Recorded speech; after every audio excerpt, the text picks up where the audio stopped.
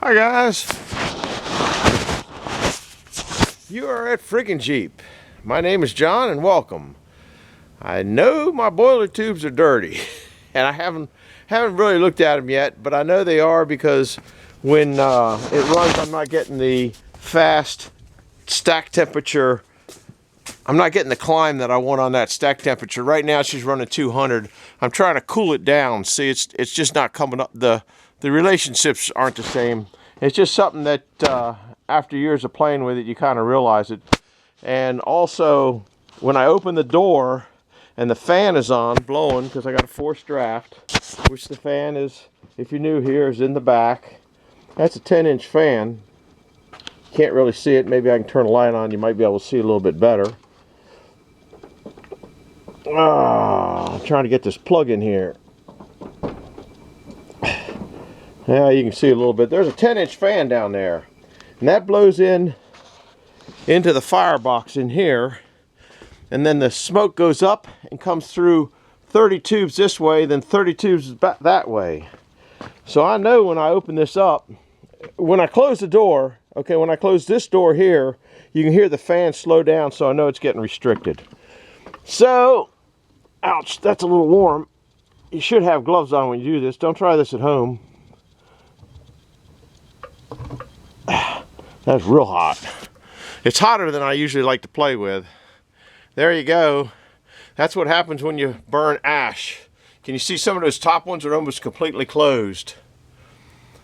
It's bad. And when you look down through them, which you can't see with this camera, they're almost completely shut down. So I got to do some work here. And it's so bad that I'll probably have to put on a respirator and all that stuff.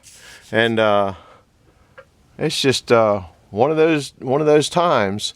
Anyhow, I neglected to write down when I cleaned these tubes last. I think it was over a month ago. It might have even been in December. I kind of think it was.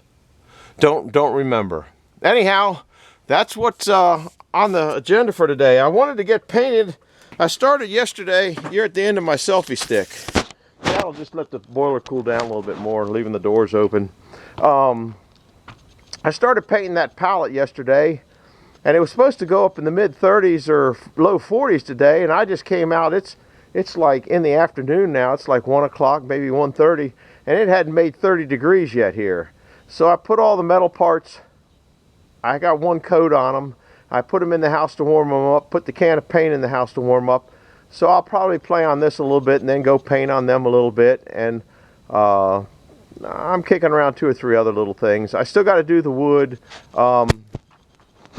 Somebody suggested, I think it was Bill, suggested that I probably ought to keep that wood if it's chestnut, which I'm not sure that it's chestnut, and replace those boards with white oak. And I don't have any white oak to do that with.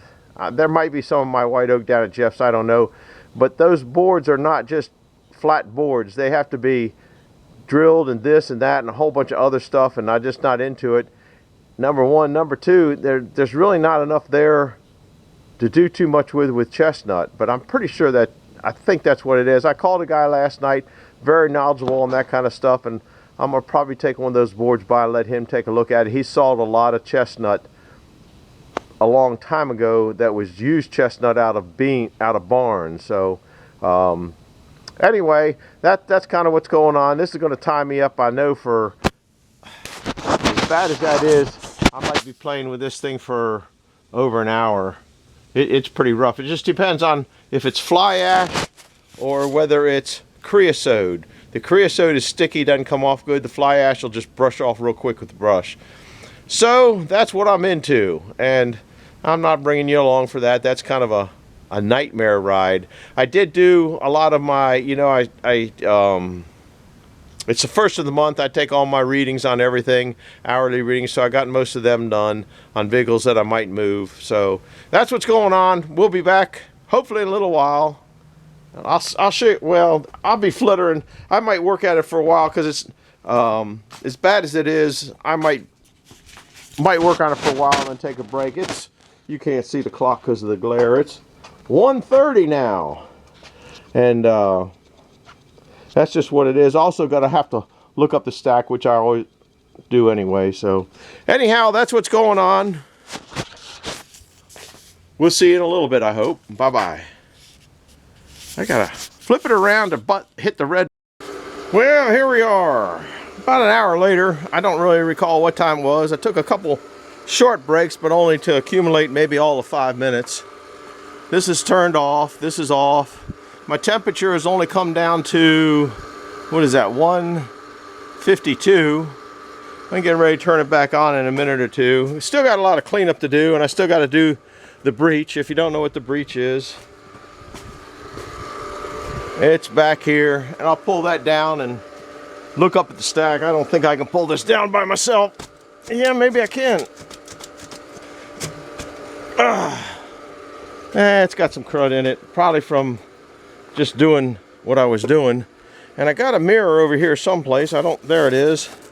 And basically, we're going to do the same thing we did the last time. Look up at the moon. I got to clean the mirror a little bit. There you go. Clean shot up there. There's a little bit of crud around the top, but not enough to restrict it. I guess, I don't know whether you can see that or not. But I got to get a flashlight and look up in there and get that kind of crud cleaned out. I have had the stack up there at the top closed down before. That's an update. I'm going to get, I don't know if I already just said this or not, I'm going to get a wire brush and wire brush around this door a little bit better before I turn it back on. And I also take the thermostat out, or stack temperature out, and clean the crud off of that so it reads a little more, it's a little more responsive. As all the crap in there does is slow down the heat transfer. It acts like insulation. So that's kind of what it looks like when it's halfway cleaned out. It's not as clean as it's been before, but it's clean enough for me. And that's all that matters. So we might bring you back in a little bit. I'm not sure what's going on yet, but I got to go find a wire brush and I have no idea where I left one. So in search of, bye-bye. Well, I was cleaning up down here. Here's just an update. I pulled this out here, and look what, lo and behold, was here. I wonder where he got that nesting from. Well, it kind of looks like I know where he got it from. That's just another reason I try to get rid of these little varmints when I can, because they've lost all the insulation there. So that's just the way it is. Guess I could put it back. He'd have to rehome himself, wouldn't he? Anyhow, just kind of a funny little update. So I guess I know where I'm setting a mouse trap tonight. We'll see you. Bye.